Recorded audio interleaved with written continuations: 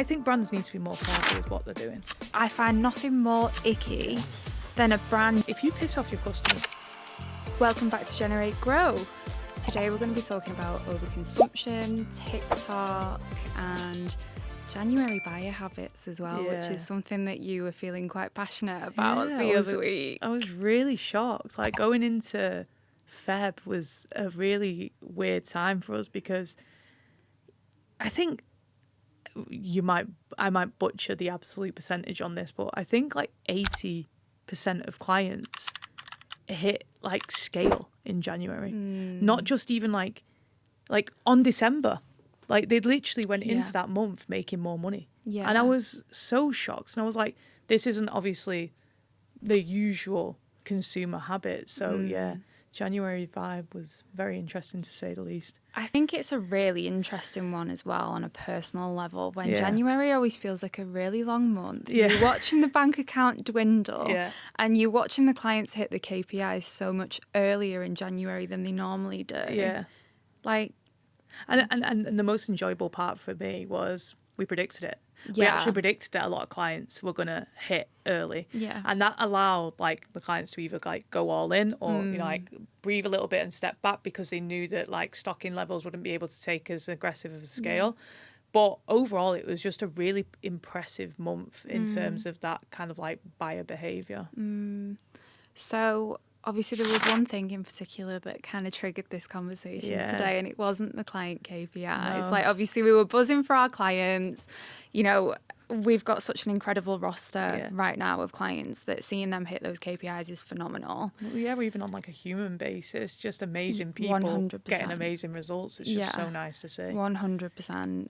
But it was one particular video on TikTok. We were scrolling. We were scrolling. It was about 7 minutes long, and I feel like I'm very much exposing us here because we sat and watched the entire thing. The entire thing. We were so engrossed in this video. Yeah, and it was all, I remember it so vividly because it was like this candy sweet pink palette across everything. Like, this room was just baby pink. Yeah. And it was all this kind of like kawaii, like Hello Kitty. My brain's gone like blank and I can't think of K-pop. Yeah. But it was all like cutesy. What do they call them? There was a specific name for that one. It was some sort of like lucky draw or something like that. And it was, she kind of scooped out these beads, didn't she? And each bead was a product. Yeah. And she was filling this box for everyone. And she pulls out a bead, a notebook, and it's like one notebook specifically. And then next thing she goes and she picks out 3, much to your nervous system shooting off, because you were like, no, it said 1. Yeah.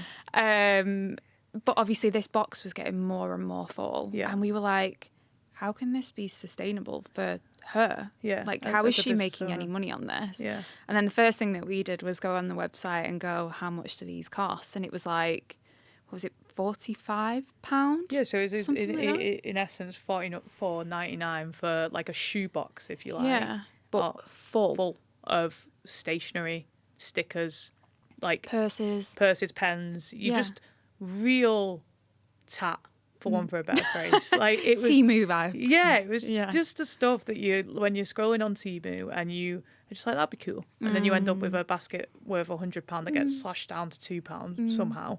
And I think what was so gripping about the video was, number one, the way in which it was like constructed, the way that it was almost ASMR vibes. Yeah, it was designed to be soothing. It was very much 100%. Designed to be soothing.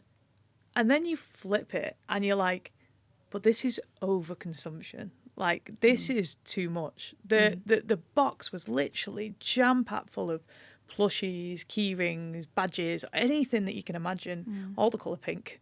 And it was just stacked up. And I found it so interesting that I had to run to the comments because I wanted to see what the comments were. And the comments were matching what we were thinking. Like, you just said 1 notebook, why 3? And it was just like this stack. Now, from a consumer perspective, it might look absolutely amazing that they're getting 3. But then we had this like kind of back and forth between us about overconsumption. And I don't know if you want to like deep dive a little bit more into that. Yeah, because I think what was really interesting in that case was the comments were all like, oh, this is too much. This is just Temu tat and all that. But If you click on her profile, Yeah. it was multiple times a day she was posting these orders from customers, and they were sold out on the website. So, I mean, as a person, I'm a little bit more frugal than you are. Yeah. You love a bit of TikTok shop. Yeah, I do. So what would make you buy something like that? I think, listen, I think like when we were growing up, we were in the era of Poundland, right? Like this is going back way in the UK of Poundland. Like Don't age us too much. We're not going way back. But we would go to Poundland with a £5 note and Yeah. we'd pick 5 things, and it was as simple as that, right? You understood what you were getting, and I think what has happened is we've built this gap of wanting and consuming more and more and more, even if it's a bunch of shit, right? And I think in this specific instance, it seems like so valuable because more and more is getting added.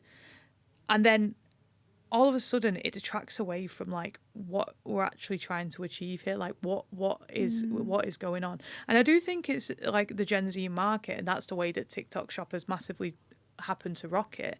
And it's not just brands like that doing it on a fundamental level. I think there's a couple of brands that do it in different ways.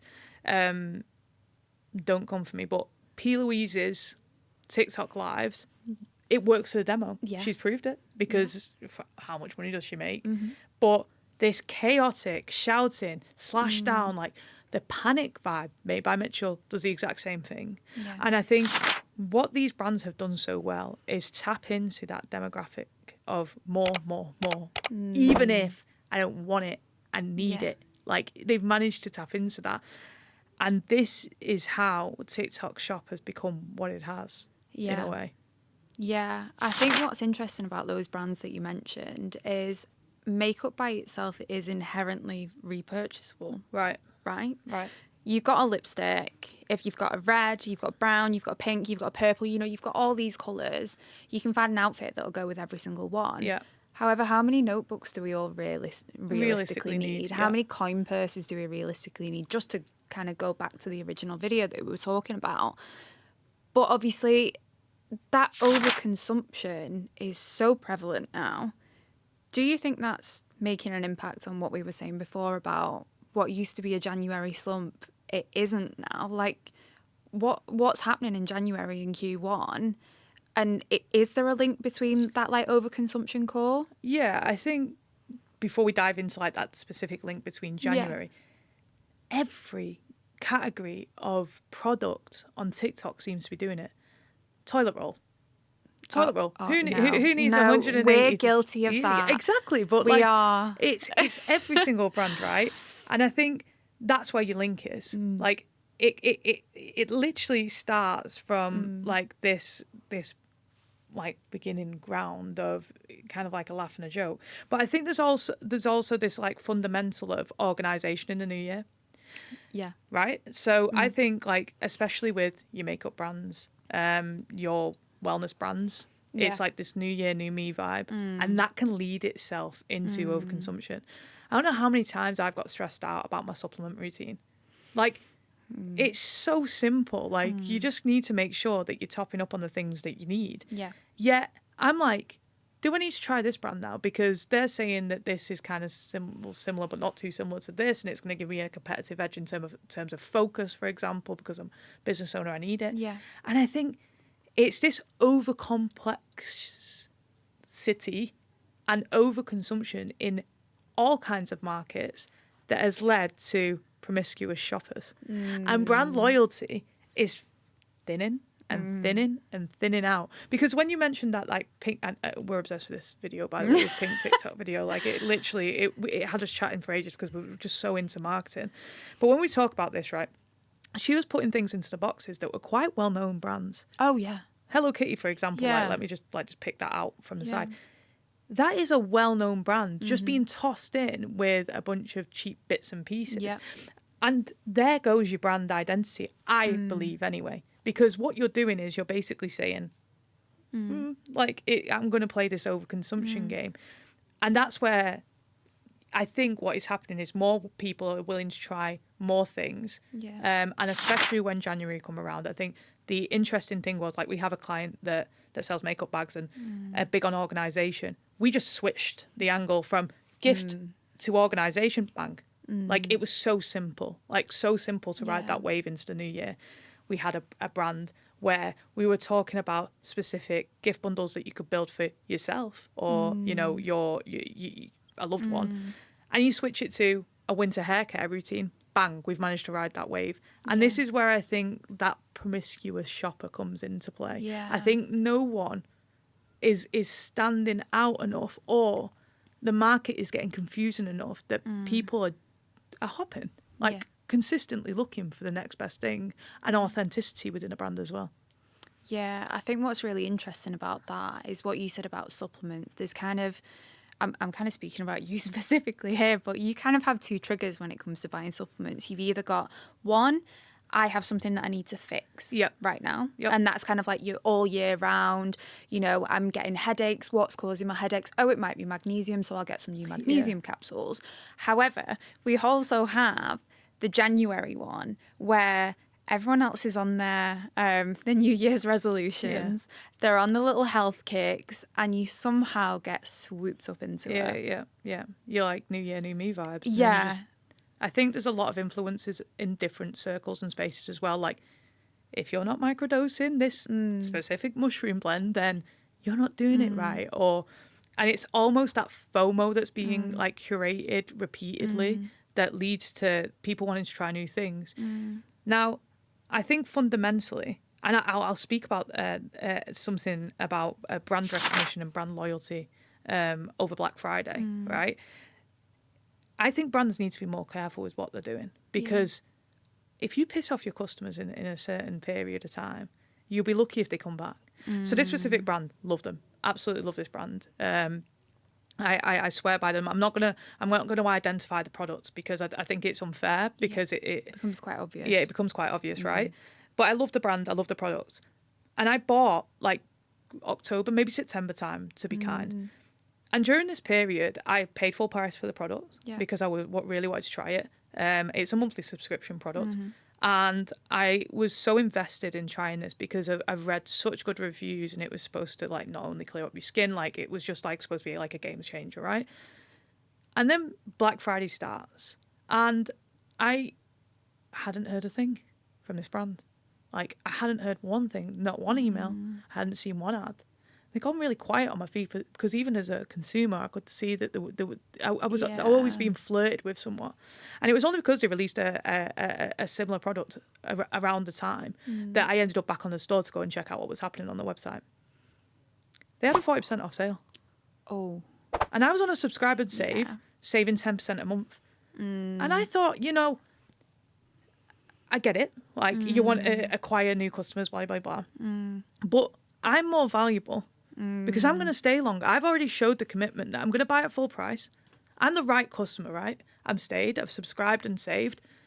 And you've kicked me in the teeth a little bit. I felt robbed. Like, I actually went, well, fuck this. I'm going to cancel the subscribe and save. I'm going to order X amount. And it's going to survive. Like, I'm going to last a whole year. And because I know I like the product now, I've tried it for 2 months. I'm just going to have it for the whole year. And that, like, I think if there was another competitor in the market that was offering something similar that I had read good reviews about, I think that would have been enough to put me off, and I would have gone and tried somewhere else. Yeah. And I think that's exactly what's happening. People are being like, they're forgetting their customers almost. Brands are forgetting their customers.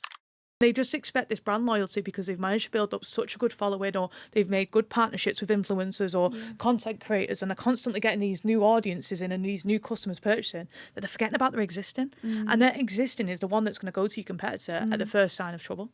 Yeah. They're not loyal to you.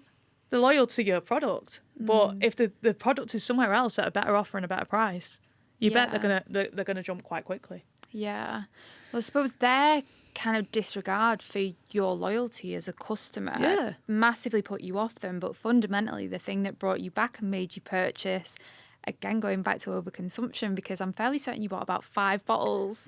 Was the hefty discount. Yeah, it was. Do you think that's impacting things in January? Yeah, because I think ultimately, like, you can go one or two ways in January, right? You can kind of go down that like New Year, New Me vibe, or you can launch like a January sale on the back of already sales heavy months to try and boost your own revenue up.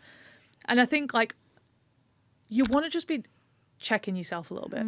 As a brand owner, you want to be checking yourself because, I mean, don't get me wrong, there's plenty of successful businesses out there built on a discount model, like plenty of them. Yeah. But you fall down a slippery slope because when you're leveraging during that period, like big knockoff sales, where do you move in those other months? Like, where do you move in Black Friday? Like, if you're already offering 20, 25, 30% off during the year, what are you going to leave yourself during Black Friday? And I always believe, I'm a marketer through and through, but I always believe in as profitable as Black Friday as possible. Just because, I mean, you can lose money on the first purchase. I always believe that. But in terms of Black Friday, I don't ever think you should be leaving it in the red, even if you're going for the subscribe and save model. But that's a different episode for a different time. Yeah.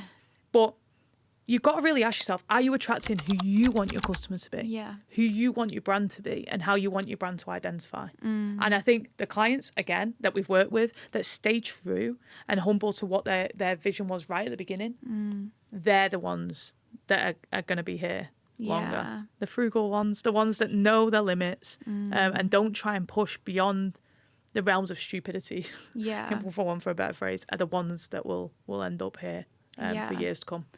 I think this is why the growth infrastructure is so important, right? Because everything does work in conjunction with each other. Yeah. And we kind of had this conversation in our team meet the other week about ads and email, because we had one particular client in the kind of November, you were ripping your hair out because you were like, why is the ad performance dipping so much? Drastically. But we're seeing all these signups happen in email. And then towards the end of the month, when the Black Friday sale did go live, we saw that massive uptick across both platforms. But that fundamentally is why that conversation about the entire growth infrastructure is crucial. Yeah, right? and I think there were certain things at that time where, you know, we were looking at the ad accounts and we were communicating with email and we were like, well, what's changed here? And we changed the call to action on the website. Like we were sending people through to the website, but we'd set a pop up literally as people come on to say, biggest Black Friday sale ever, like, you know, and I was like, well, that email list is growing so quick. Oh, it was crazy. It was something like, was it like 3,000 people a day or something like that? It was every day in November. Yeah, it was so intense. And I was like, this is great for like the short-term strategy of Black Friday, but are these the ideal buyers that we want to be taking into the new year? And of course, we went into the new year and what did we see? The email list started to struggle, but ads improved because the ads with like the different angle that were added into there to cast a net and get new customers in, that was completely different and fresh. You know, that was attracting new people that weren't just discount focused, but actually bought into the product and the like what was happening, like basically what we were selling, right? And the psychological elements of that. And then the email starts struggling and you're like, oh, but as long as you can balance it out. And I think this is the beauty of having a partner for a period of time. You learn. Like, you learn and you start to know what's happening in that business so you can then adapt the following 12 months to that model and understand when your dips are going to happen, what can you do to make this more powerful? I think that is exactly why the best partners with us are the ones that hold steady. Yeah. Because fundamentally they can be like, November, we've had incredible sales. December, that specific client we were talking about actually did really well in December as well because they did a little bit of a discount then. But fundamentally, January was just this massive drop off. And that's fine. Yeah. Like the moment that people start getting really anxious about it is when like it becomes really, really difficult to not only manage our partnership, but to manage the account too, because it happens. There's organic peaks and troughs, and it just so happened that they had a really, really good period and they don't have a product that kind of leans into that overconsumption as much because it's not as highly repurchasable. It's more giftable than anything else. So I suppose as a brand then, how does someone tap into demand through lulls, through peaks, whatever, without kind of, you know, we've all been in Lush and the first thing you get greeted by is someone going, can I sell this to you? Like so aggressive. Like, how do we sell still to a customer during a lull and not give someone the ick? Yeah, I think that's when you really need to know who your customer is. Yeah. And it's angles and trying and testing for your creative strategy mainly. The like psychological tips of really tapping into that customer. I think that is so fundamentally important, and it's almost low hanging fruit. Those brands that have built a product, we've worked with a lash serum brand, for example. That founder had the issue, like, and the reason that brand was made was because that issue was prevalent, and they made a product to solve it. Yeah. When you have that, you have like that unfair advantage. But when you don't, right, that's when you've got to start to get out of your box, and you've got to consistently remind yourself on who your ideal customer is and how you're going to speak to those people. And even during that period, if there's lulls, is there somewhere else where your ideal customer is, that you've not even thought about? I always love using the yoga mat example for this, right? Because it's like, you know, you've got your Pilates girly who goes and gets her little like matcha. I'm talking specifically about you here, who uses her yoga for like her yoga mat for like specific workout exercise, right? Very time poor, who like is accessing meditation, for example, to give them brain space. You're talking you here now. Yeah, you see what I did there.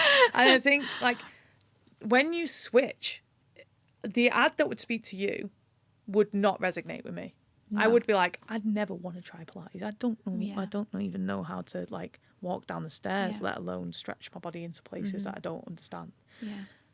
Do I need meditation? No. Hell yeah. My brain's like always running at 150 miles an hour. And if you can tap into those two different demographics, and this is exactly what supplement brands do quite well, right? And that's why they get this like, but if you can tap into those like different and unlock people, people being the key thing here, not customers, people. It's more of a persona, right? Precisely. Like, and build your persona. You could have unlimited personas and you can speak to them completely different. And that is where the power in selling is, in lulls. And I think, again, speaking about, let's talk about a different client. Like the solar panel brand, we have just like created a bunch of creatives specifically speaking to people who had solar panel on a boat. So niche. So you those people, very, very small part of the UK, right? But also we have other angles in the account that speaks to the homeowner that might be interested in solar panels. That's how we differentiate. We're not going for like a full-on like sales approach that's aggressive. We're speaking and we're ideating the ideal customer into our platforms, whether it be ads or email or the website. Yeah, I love that. I think it is so important because fundamentally the lulls do happen. Yeah. But you can stop them from being dramatic by knowing exactly who you're speaking to. And I think that's why we've built the agency the way that we have, right? The people that are dealing with your accounts don't actively jump on a call with you. And the reason for that is you're emotional. You're going to trigger emotion in those people. They're going to panic. And they might do things out of character for the account that they think are doing to help you. But they've done the complete opposite because they brought the account out of that stability or unlocking things sensibly. They're going to get you to that next level. That's why we have our CSM, our client success manager. With a client success manager, you can be as emotional as you want. I swear I pay for like a practical therapist at times. And my CSM comes off calls with like probably like 45 minutes of like talking and being human and 15 minutes of action. Right. Yeah. And that's exactly what I'm trying to say. In brands, it's people, right? It's people that you're still connecting with people. And you've got to remember that even though you've got an online store and you're hidden, like behind the screen, there's people purchasing on the other side. Yeah. That's exactly why we've built our agency the way that we have, because it's people speaking to people. And that's what we vibe with. Yeah. Yeah. So kind of going back away from the lulls then and back to overconsumption, because let's be real, it might be bad for the consumer's bank, but it isn't for our clients. Yeah. With that kind of overconsumption element in mind, what do you feel like ads should be leaning into? That's a good question, actually. I think here's the thing, right? It depends who you're trying to attract in your funnel. That's the first and foremost. We worked with a makeup brush brand, and they built specific bundles for new customers. And I think when you build like something that attracts new customers, you're going to attract new customers. And utilising that in your funnel and understanding like the weight of budget to be thrown onto that side of things, that's where you can focus. And then once people were in. I don't know how many makeup brushes you need, but evidently people needed a lot because they kept coming back. I can't speak on this one. I'm one of those girlies that has one really dirty brush, and I feel like this client would be like, "You're cry. disgraceful. Yeah, Please yeah. let us You send need to you DM some that brushes." client. But Yeah. but then on the other side was they had seasonality drops. So good Yeah. because they knew who the customer was. Pumpkin spice, right? That Pumpkin was a spice. huge That was a huge one. And we really enjoyed like learning that there was that top of funnel play and that like middle of funnel, bottom of funnel play where people were already aware of the brand and they would keep like purchasing. But then also like that's kind of like strategy talking wise from a creative perspective. Something really interesting happened over the past few weeks. Like we were testing out ASMR videos. About a routine, and it was this person applying their routine onto their face and onto their hair and whatever. That worked really well. Oh, wow. Because what were we saying right at the beginning of this episode? Like, people get hooked and they buy into it, and even if one product triggers the click, then you've literally broke the barrier to someone jumping onto your store and going and have a look and exploring and building the basket up. Yeah. And I think that's the trick. Like, that ASMR video is so like focused and knows who its audience is. Like it felt almost organic, and by all pretense and purposes, I'm a data head through and through, and I really don't like to say no to testing any kind of creative, but I really didn't want to test that one because of what it was, but it worked. It got people in on a new customer level, you know? Yeah. Do you think it feeds the algorithm, though? I think that element of buy, almost aggressively, but not icky. Yeah, I think it does feed the algorithm. I mean, the Andromeda update, it said a lot of things about customer personas and creatives and what you should be testing and things like that. I think what we're yet to learn is if also, without like obviously the psychological cues in it to kind of like initiate that buying behavior, if it's training Facebook to find buyers beyond the strategy setup in the account. And I think that's more of what we'll start to uncover as time goes on. I think that's all I'm going to say on that bit, because ultimately, I think every creative that we built is built to convert. Yeah. And that's why we build it. Is it in a few years' time that people are going to hate to be sold to? I don't think so, because everyone loves to be sold to at the right moment, seeing the right product. Yeah. But I think the construction of the creative is very, very important. Yeah. What about email now? I know this is kind of like, you hate talking about email. You love having the conversation about ads. Yeah. But how do you feel like that overconsumption angle leans into email? Does it? I'm gonna say yeah. I mean, you've had years of experience on email. I'm gonna throw that one back to you and then chime in.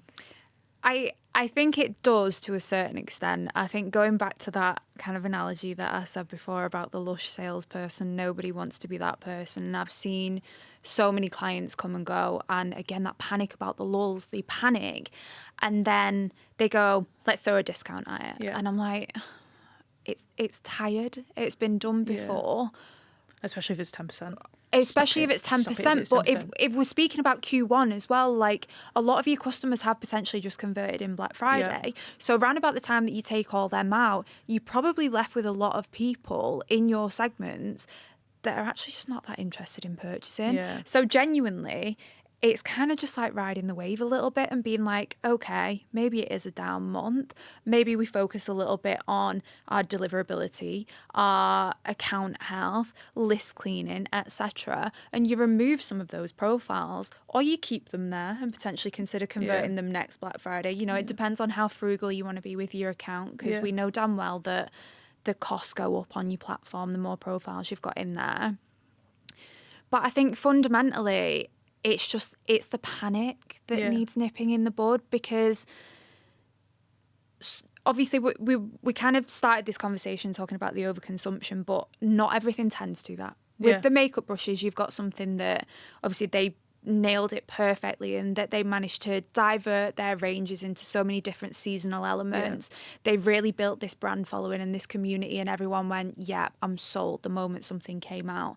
But fundamentally, lash serum brand again, for example, if you've got one, you've got one. Yeah, how do you add that those different flavors, if you like, or different products into the line. Yeah. I think that's where, again, the brand loyalty and trust erosion is going to start to kick people when they're down, because, as I said, it was about that specific brand when it was Black Friday and I was checking the website and it was literally a different product that I was looking for, and then I'd seen a sale.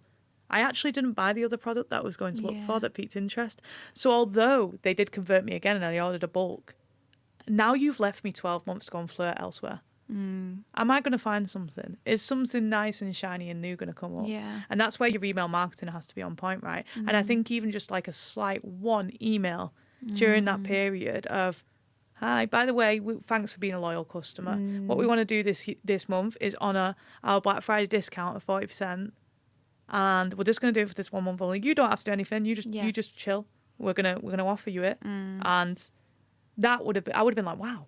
Yeah. Like, thank you. You almost thanking them for considering me as a customer, you know? Yeah. And that changes the narrative. And I think there's your email strategy, you know? Like, if you talk about it would have built my brand loyalty in a different way, and they could have even stacked it and been like, also, by the way, we've just launched this. Go and check it out. 40% off. We'll honour that too. Yeah. Then not only have you sold me on a specific product, you've upsold me into something else. Yeah. And yeah, it might be overconsumption because I want to try new things and I don't necessarily need that thing. But I trust the brand. You know, I've built that trust and respect for the brand. Yeah, I completely agree. I think it's either that. I think it's adjusting and pivoting your strategies and making sure they're completely aligned, or sometimes just taking the L. Yeah. Because I find nothing more icky than a brand just bombarding. I've got a brand in my email inbox at the minute who are consistently sending 3 campaigns a day. Wow. But they're sending them every single morning at like the same time. And I'm like, ick. Yeah. Only way, it's not a professional term, but I'm like, you're giving me the ick. Yeah. You are 100% giving me the ick. You just got to think, like, if your partner was doing that to you every single morning. I'd be like, shut up. Yeah, you're saying the same message on repeat. Good morning, good morning, good morning. Great that morning. That kind of is you, Yeah, it actually is. But yeah, I think like really knowing your audience and how much they want to be conversed with and when to converse with them is like golden, completely golden. And just bombarding people until they buy, you're just going to really smack that unsubscribe rate. I've got an important question now. I'm scared. I want like yay or nay answer, and obviously you can elaborate on each, but overconsumption, as a marketer, yay or nay, and then as a consumer, yay or nay, how do you feel about it? I'm going to go nay as a marketer. Oh, okay. The reason I'm going to say nay as a marketer is because I don't think it builds sustainability and brand credibility by just... Ick. Yeah. We're going with ick again. Yeah, we'll just say the ick. As a consumer, I'm also going to say nay, you know, because I think at a certain point you get fed up. You look at your house, like we have many times before, you bought one too many things. Yeah. And then you just feel more guilty about your consuming habits, and you kind of look at yourself. So I think, I always do think this, but I think less is more. Whether that be my 3-step skincare routine, I think at one point I had a 9. Oh, wow. And my skin was never worse. Or if it's my supplements and my probiotic in the morning, all 2 of them, you know, like, I think stripping back that consumption, I think we have a responsibility to understand that maybe we've kind of cleared, you know, like the body positivity standpoint, and we are accepting, but really playing into people's vulnerabilities and weaknesses during like lull periods will never stand the test of time. I don't think. That's my thoughts. What about you? As a marketer, I think straight away, nay. Yeah. I think it's so aggressive, which is funny because I think I'm quite an aggressive person. It's a nay for me because it's too much, and I think it just, as I said, 3 email campaigns in the morning, I'm like, no, unsubscribe, get out. And then I know that's it, I'm completely lost, there's no chance of conversion again. Yeah. As a person and as a consumer, I've actually got a hot take, and I'm going to say yay. Oh, right, okay. Which I do feel like I'm a frugal person, right? But using Black Friday as an example, I remember quite well, we both went on Amazon and they kind of had, they call it Prime Day, don't they, or something on Amazon. They had those cans of Trip, the CBD drinks. And obviously they are so good. They taste incredible. They're so expensive. Yeah. They are so expensive. And every single time I have one and it's not like a special occasion, I do feel a little bit guilty about it. Yeah. But I remember going on Amazon that day and they were reduced to almost like £1 a can. And I remember us just going, add to basket. Yeah. And it was literally like, I think we got about 4 different flavours and about 3 crates of each. I agree with that kind of overconsumption when you're legitimately saving yourself money and you know that you'll use the products and the toilet rolls, which we embarrassingly admitted to before. Yeah. I agree with that. However, the kind of overconsumption where you're buying things, kind of the pink TikTok video that we started off with, I think it's too much. I think that's things that you don't need. I think you're buying it for probably mental health reasons, to be honest, more so than anything else, because I've been guilty of that before. I've been having like a bad day and then I'll just go, oh, I'm going to treat myself to something. Yeah. And then you're left with all this stuff in your house that you have nothing to do anything with. Yeah, it's almost like a cheer up mechanism. Yeah. And then the cheer up goes when the postie delivers it, especially in our case because we've got a horrible postman. Yeah. Hope he's not watching this. You open it. Oh no, I hope he is. Like you open it and you're like, okay, where do I put this? I have no clue. Yeah. And then it just lulls, and then that dopamine hit comes kind of knocking again, and you go in, I need to do this again to kind of hit that. Yeah. So I suppose it's a yay and a nay for me, actually. I do agree with it in the event of something that's beneficial to you and it's like financially sensible. But otherwise, I'm a little bit on the nail. Listen, like, was it Beauty Box that used to send out like it was a bunch of stuff each month? They were basically just samples. Where's that now? And this is what I'm talking about with brand longevity. And it ultimately, it depends. Like, if you want to be a cash cow business, opt in, ride a wave, like ride the ASMR train, make a bit of cash, fine. Like, that's your prerogative. But if you want to build a brand and an identity that's going to last, completely different mindset. Yeah, I agree. I think they're two different ballparks. I think fundamentally when you've got your discount brand, it's already, I don't like to say it like this because discount brands do fundamentally have their value, but it is a cheaper brand image. It just is by its very nature. That's fine. If you want to encourage people to overconsume, then that's fine. You've got a cheaper product. It's easier to purchase. Go for it. But fundamentally, if you're trying to elevate your brand, I don't think it's the way to go.